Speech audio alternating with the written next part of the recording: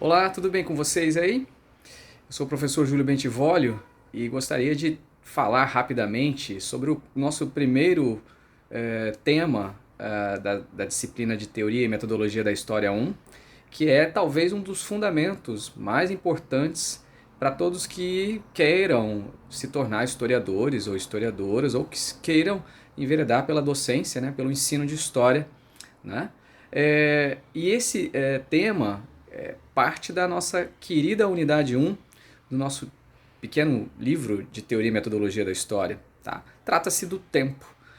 O tempo é um conceito fundamental para os estudos históricos. E nós vamos ver na nossa unidade um intitulada Tempo, Sociedade e Historicidade. A complexa relação passado, presente e futuro.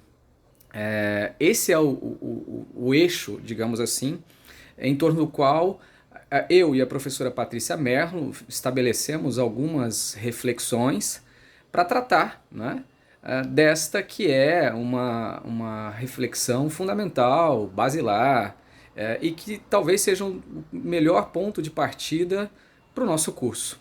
Bom, então vamos lá. O tempo é um conceito muito complexo e ao mesmo tempo visitado por diferentes pensadores ao longo da história da filosofia. Né? Poderíamos dizer que, invariavelmente, a humanidade sempre se interessou por calcular, ou por pensar, ou por intuir a passagem de tempo. Né? A passagem ou a duração de instantes da vida, acontecimentos vividos na proximidade ou na distância, expectativas em relação a algo que ainda não havia ocorrido, não havia sido experienciado, né, vivenciado. Então, a humanidade, desde a pré-história, muito provavelmente, homens e mulheres se pensaram, né, se deixaram levar por reflexões sobre a duração, sobre o instante, sobre os acontecimentos que os cercavam. E colocando-os numa perspectiva da duração, do agora e o não mais agora e do que ainda vai vir, muito provavelmente isso alimentou os principais debates que surgiriam, né, na filosofia grega e que posteriormente alimentariam mais reflexões por parte da filosofia ocidental ao longo do tempo. Então, essa é uma primeira abordagem que nós poderíamos tratar aqui, não é? Que há uma dificuldade por parte da filosofia de discutir o problema do tempo. Então, Santo Agostinho, por exemplo, levanta uma série de admoestações, né, e de cuidados para pensar essa questão. Mas, além desse tempo filosófico, nós poderíamos também pensar numa outra abordagem sobre o tempo, relacionada com a física, não é? Imaginando que este gradiente, não é? Ou que este elemento capaz de localizar, não é? A presença ou não de fenômenos, né, também marcados pela ideia de duração, sempre foi algo fundamental. Mas a física também pensa a duração e o tempo nesta perspectiva terrestre, não é? Porque, de algum modo, o que nós entendemos como sendo esta permanência ou essa impermanência dos fenômenos ao longo do planeta Terra, né, no Ocidente, no Oriente, enfim, todas as partes do globo, ela se relaciona com dois aspectos fundamentais. O primeiro é o movimento de rotação da Terra, que promove a separação entre dia e noite, não é? E que é calculado a partir das 24 horas, que seria o tempo que a Terra leva para dar uma volta em torno do seu próprio eixo. O outro movimento é o de translação da Terra em torno do Sol, não é? E que este vai ser responsável pelo cálculo do ano, né? Daquilo que nós entendemos como sendo um ano. Agora, entendam bem que trata-se de um tempo que é calculado, que é estabelecido e que é medido em função desta referência fundamental, terrena, do planeta Terra. Porque o tempo na Terra é diferente do tempo em Marte, do tempo em Plutão ou da passagem do tempo em outros planetas de outras galáxias. Então, essa referência é uma referência humana construída a partir de experiências concretas, físicas e históricas experimentadas, né, aqui no próprio planeta. Os físicos e a física avançaram muito nos estudos para criar uma precisão maior destes cálculos, né, da rotação da Terra em torno de si, do movimento da Terra em torno do Sol, e que, portanto, isso vai ensejar uma perspectiva que nós chamamos de cronológica ou física do tempo, que é uma marcação artificial, ou seja, uma convenção, e é uma marcação artificial, embora embasado em dados concretos, né, referenciados, né, que se relacionam com estes dois movimentos que apontei anteriormente, do próprio planeta Terra, em torno de si e do Sol, que com base nisso criou-se uma medição que é muito usual, que é a que nós recorremos, né, no cotidiano, que é o uso do relógio, né, e das horas, e ao mesmo tempo os calendários, o uso do calendário. Então isso nos conduz a um outro aspecto, e é histórico. Por quê? Porque a humanidade, né, nas mais diferentes sociedades que surgiram no Ocidente, diferentes povos e civilizações criaram suas próprias medições do tempo.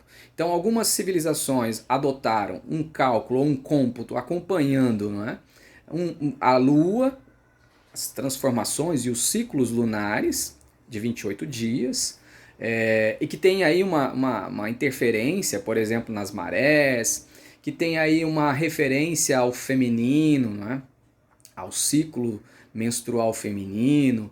Então, essa é uma primeira forma de pensar o tempo que algumas civilizações vão adotar, construindo aquilo que nós chamaremos de calendários lunares. Mas não precisamos ir muito longe, quer dizer, esse calendário lunar é adotado pelos muçulmanos, o calendário lunar também é adotado pelos chineses, por algumas civilizações aqui da América Central, não é? Então essa é uma forma muito interessante. Uma outra forma de pensar e de calcular o tempo, que algumas civilizações desenvolveriam, seria de calendários solares, ou seja, uma contagem do tempo que acompanha aquilo que eu mencionei anteriormente do movimento da Terra em torno do Sol. Então teríamos dois tipos fundamentais de calendários, que embora sejam construções humanas, portanto, que acompanham determinados critérios da própria experiência social, histórica e cultural dos povos, há ali um fundamento também de verdade, há ali alguma experiência que se constitui numa forma de conhecimento, né? Numa forma de conhecimento e que busca uma determinada precisão, um cálculo de precisão. Então, e esta necessidade, né, essa importância e essa preocupação de ter que calcular o tempo é que algo que deveria chamar a nossa atenção, né, enquanto profissionais relacionados com a história. Bom, daí eu acho que nós avançamos para um segundo aspecto, quer dizer, vimos que o tempo é um conceito primitivo, complexo no campo da filosofia, mas que do ponto de vista da física ele desenvolve aí uma contagem do tempo cronológica, de horas, dias, semanas, meses e anos, não é? Mas que tudo isso tem uma base, ou seja, isso surge a partir de experiências concretas nas sociedades. Portanto, a isso nos conduz a um segundo aspecto, como eu disse, do tempo como algo social. O tempo tem que ser pensado por nós, historiadores e historiadoras, como um fenômeno social, como algo que se relaciona com as experiências concretas, com as experiências vividas e com as próprias representações que as sociedades constroem sobre esse algo invisível, não é? Sobre esse algo invisível que nos afeta, que nos atravessa, que perpassa a todos nós e que marca a nossa trajetória na face da Terra. Ou seja, a trajetória humana e social na face da Terra, ela pode ser medida, e aí a gente vai para o campo da biologia, biologicamente a partir das transformações que nós, organismos, passamos, do nascimento, a infância, juventude, não é? A idade adulta, e velhice e morte. Então, esse ritmo que todas as vidas têm, que todos os seres humanos passam,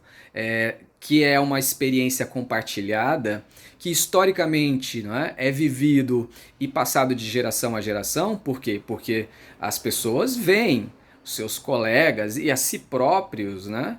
A si próprias envelhecendo, se transformando, vendo mudanças no seu próprio corpo. O que significa que isso se torna também, do ponto de vista biológico, um dado que nós não deveríamos desprezar. Correto? Portanto, essa experiência biológica, ou seja, a nossa própria experiência de vida, é marcada por essas trajetórias, né? Essas trajetórias semelhantes, e que todos os povos e civilizações vão também retratar, vão também representar, enfim, vão também se preocupar. Portanto, essa é uma questão também fundamental. Só que há uma terceira questão importante em relação ao tempo social, que aí é algo que nos remete à intimidade, às vivências, às subjetividades. Por quê? Porque da mesma forma que o tempo é compartilhado socialmente, na sua contagem, o seu cômputo, né? E aí, por exemplo, poderíamos exemplificar que a questão das festas, das festividades, dos ritmos, ou seja, de certas marcações especiais, datas, não é? Que povos e civilizações criam, estipulam, dotando-lhes ali de uma importância e de um significado muitas vezes cósmico, mágico, religioso. Isso nos leva a determinadas efemérides no nosso calendário, como por exemplo o Natal, né? A celebração do Natal, como a Páscoa, como por exemplo a passagem para o Ano Novo e os próprios aniversários, né? Os próprios aniversários que as pessoas, as instituições comemoram. Só que ao lado disso, cada um de nós, então, além dessas experiências coletivas e compartilhadas, há também a própria experiência subjetiva e individual das pessoas que vivem essa passagem do tempo e as suas próprias transformações físicas de modos muito diversos. Portanto, é muito comum que algumas pessoas expressem temporalidades diversas ou experiências e expectativas diversas em relação ao próprio tempo. Algumas pessoas bem mais velhas mantêm uma jovialidade e sentem que a passagem do tempo para eles foi muito lenta, como se quase não tivesse ocorrido. Então, essa é uma apreensão, né? Essa é uma percepção muito subjetiva. Do mesmo modo que tem pessoas que podem ser contemporâneas a essa, que se mantêm joviais, que se acreditam jovens e que acharam que o tempo passou muito devagar para elas, né? Muito devagar. E ela pode ter colegas, companheiros, enfim, sujeitos da sua própria geração, que nasceram no mesmo ano em que elas e que compartilharam das mesmas experiências sociais e coletivas, mas que, ao contrário delas, sentiram uma passagem rápida do tempo, como se envelhecessem mais depressa. Então são múltiplas as apreensões, as percepções e as próprias autorrepresentações, a imagem que as pessoas fazem da temporalidade, do tempo e da própria experiência de vida que elas têm. Então vejam, isso nos remete a uma dimensão mais psicológica, mais das vivências, mais dessa experiência interna e dos significados que as pessoas atribuem a si próprias e à passagem do tempo para elas. Correto? Muito bem. Outra concepção importante relacionada com este mesmo problema do tempo, da temporalidade, não é? Nas sociedades, versa sobre uma distinção, ou seja, uma separação que é meramente formal, que é um construto, não é? Que é uma construção humana que nós habitualmente fazemos separando passado, presente e futuro. Não é? Então, ao mesmo tempo, do ponto de vista coletivo, social, de experiências compartilhadas, mas também do ponto de vista subjetivo e individual, é comum separar-se passado, presente e futuro.